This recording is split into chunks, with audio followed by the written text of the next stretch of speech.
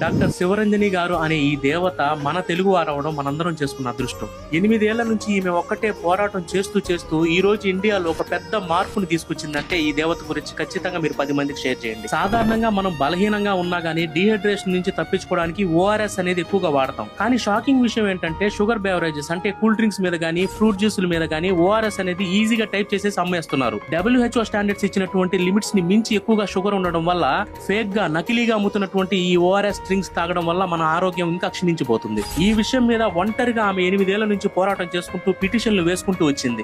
చివరిగా ఈ రోజు food safety standards authority of India FSSAI నుంచి ఈ రోజు కొత్త రకమైనటువంటి రూల్స్ బయటకు వచ్చాయి. WHO స్టాండర్డ్స్ ని అనుసరించి షుగర్ లెవెల్స్ లిమిట్స్ లో ఉంటే మాత్రమే ఓఆర్ఎస్ అనేది వెయ్యాలి తప్ప ఏ డ్రింక్స్ లో పడితే ఆ డ్రింక్స్ లో ఓఆర్ఎస్ అనేది టైప్ చేయకూడదని చెప్పి స్ట్రిక్ట్ యాక్షన్ అనేది వచ్చేసింది. హైదరాబాద్ లోని పీడియాట్రిషియన్ అయినటువంటి డాక్టర్ శివరంజని గారికి ఈ క్రెడిట్ మొత్తం దక్కుతుంది. మన శివరంజని గారి గెలుపుకి కంగ్రాచులేషన్ చెప్పుకుంటూ 10 మంది ఖచ్చితంగా షేర్ చేయండి.